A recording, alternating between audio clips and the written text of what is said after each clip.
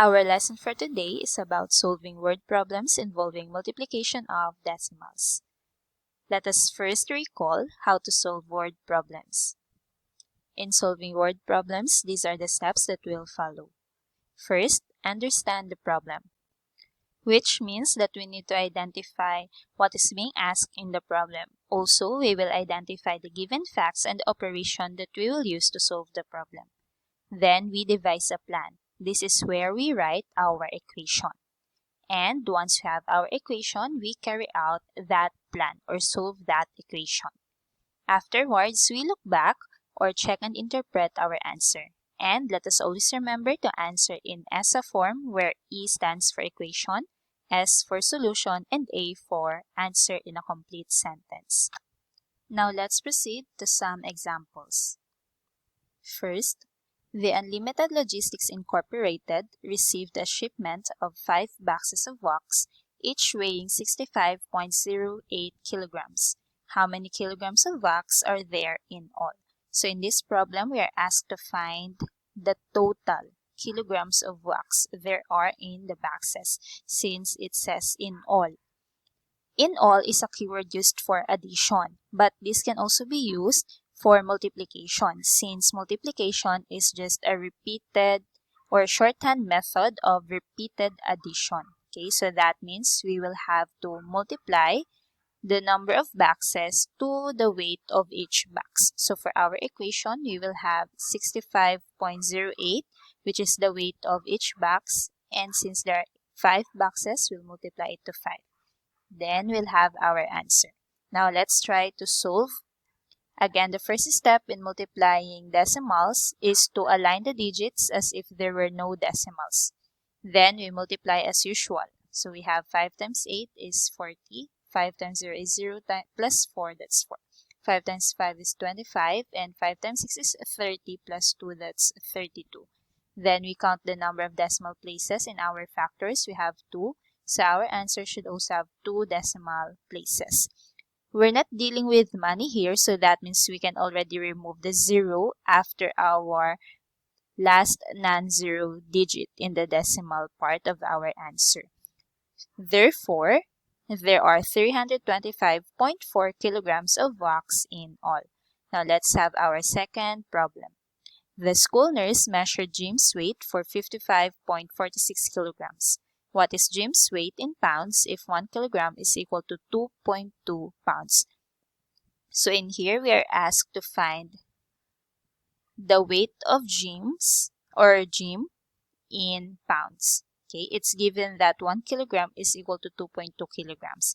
Since his weight in kilograms is 55.46 kilograms, it means that we will need to multiply this to 2.2 pounds because again 1 kilogram is equal to 2.2 pounds. So our equation will be 55.46 times 2.2.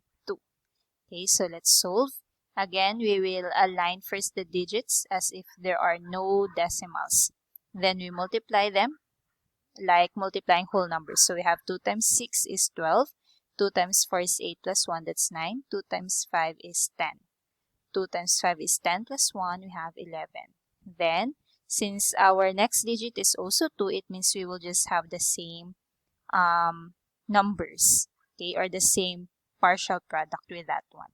But in here, we will align our first digit from the right to this digit here. So we will have 2, 9, 0, 1, and 1. Then we add, we'll have 2, 11, then 10, 2, and another 2, and 1.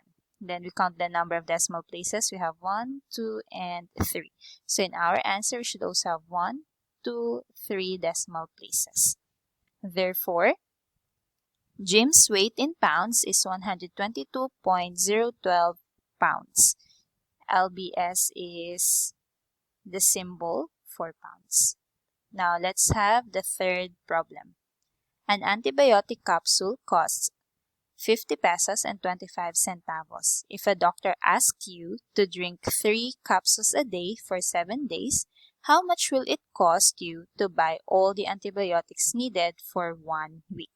Okay, so the question is asking for the total cost of the antibiotics for 1 week. Since it is given that he needs or you need to drink 3 capsules a day for 7 days, we need to know first how many capsules do you need to buy.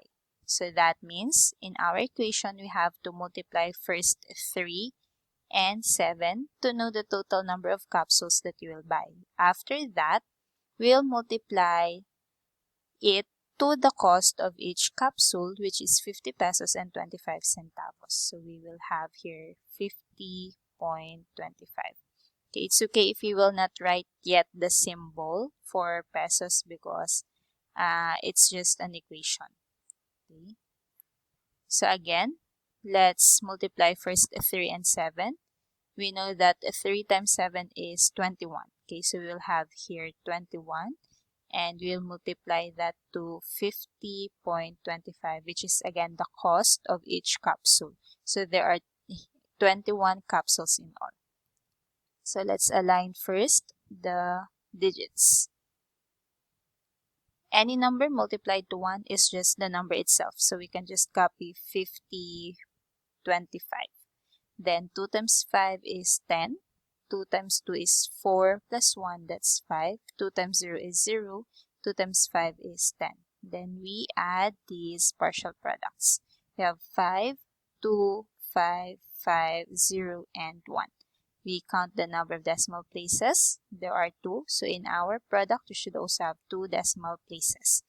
That means it will cost 1,055 pesos and 25 centavos. Okay, so let us not forget the peso sign because we're dealing with money. Again, we are asked to find the cost of the 21 capsules needed for 7 days. Now let's have the fourth problem. The fisherman will be paid 90 pesos and 75 centavos for every kilo of fish caught.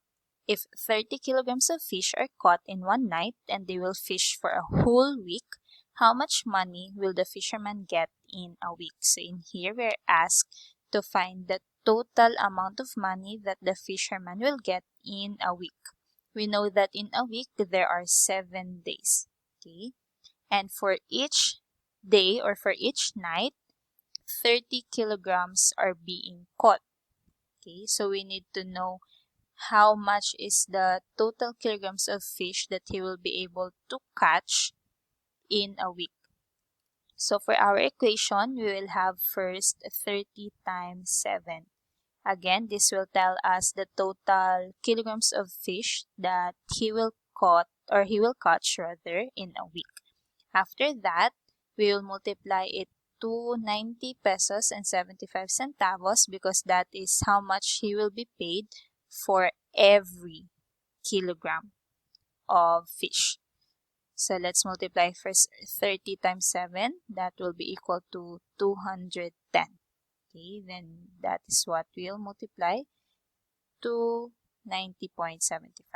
Again, let us align first the numbers or digits of the numbers we have. Any number multiplied to 0 will just give us 0. So we can just write here 0. Or if you wish to multiply them digit by digit, you can also do that. It will just give you the same answer.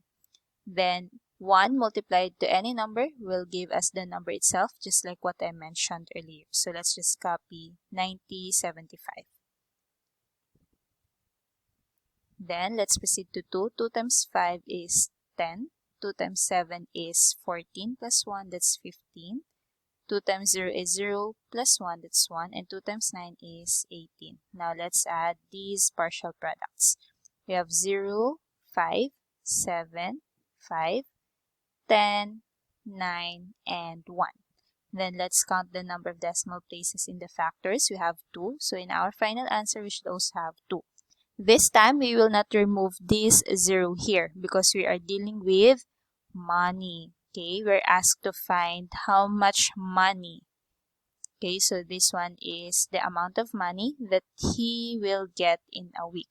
So we will have, or we should include 2 decimal places or 2 decimal digits in our answer because this is 50 centavos. Okay.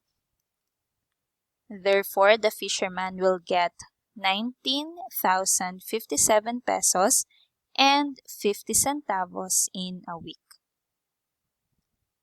Let's have our last example. A serviceman received 225 pesos and 50 centavos per hour for doing mechanical jobs. He spent 2.3 hours on one job and 4.3 hours on another job. How much did he receive for both jobs? Okay, so this time we're asked to find the total amount of money he received for both jobs, given that in one job he spent 2.3 hours and on another one he spent 4.3 hours. Okay, this time we cannot do multiplication between these two because we're not dealing with repeated addition here. Okay, so instead we'll have to add 2.3 and 4.3 hours because this will tell us the total number of hours he spent doing both jobs. Then for every hour or per hour, we know that he will be paid 225 pesos and 50 centavos. So once we know the total number of hours he spent doing both jobs, we will now multiply it by 225.50. Okay, so let's add first 2.3 and 4.3. That will give us 6.6. So this is what we'll multiply. Let's align first the digits. Okay, so we have 6.6. Okay, 6 times 0 is 0 rather. 6 times 5 is 30. 30 plus 3 is 33. 6 times 2 is 12 plus 3, 15. 12 plus 1 is 13. Okay, so this is again another 6, so we can just copy the answers we got earlier. Okay, but we will put the digits this way. 3, 5, 3, 1. Then we add them. 0, 0, 3, 8, 8, 4, and 1. Then let's count the number of decimal places. We have 2 and 3. So all in all, there should be 3 decimal places in our answer. Therefore, he received 1,488 pesos and 30 centavos for both jobs. Again, he received 1,488 pesos and 30 centavos for both jobs. Okay, so that's the end of our lesson for today. Thank you for listening.